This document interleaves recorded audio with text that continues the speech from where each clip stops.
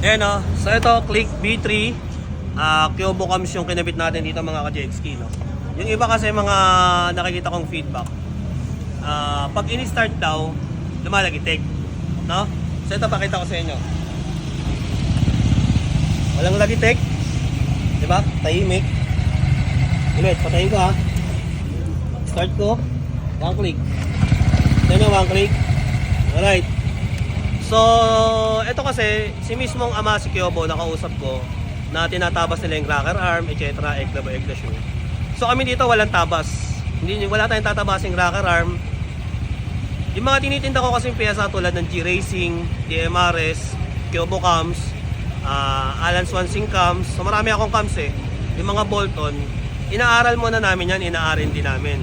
Tulad nung kay Kyobo, si ama, so tropa natin dikit yan. May sinadjust sa akin na tinatabas yung cracker arm tsaka yung decom pin, yung decompression pin. So hindi namin ginagawa yon.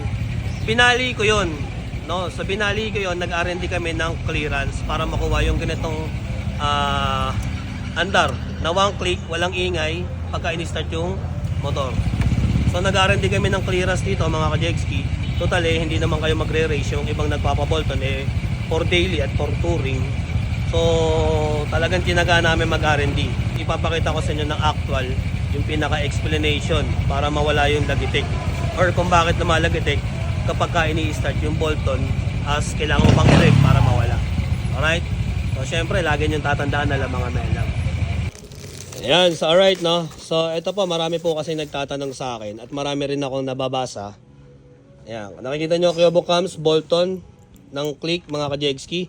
So susukatin po natin yung kanyang base circle. Ang standard base circle po is nasa 29, no? So ito po ay Bolton cams. So papalo siya ng 28. Yan, 28 po siya. Yan, 27.99. So pasok po sa 28. So ibig sabihin lumiit yung base circle.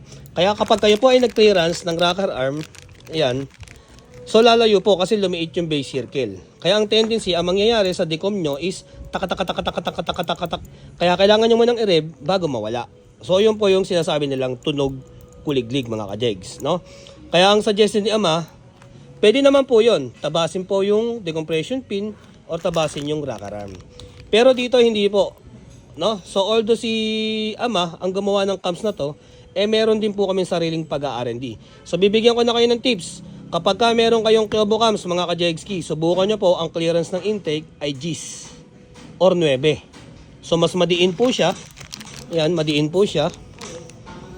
At the same time, bubuka agad yung valvula. Unlike dun sa clearance nyo na merong ganyan, ayan no, lalayo siya lalayo siya ng ganyan.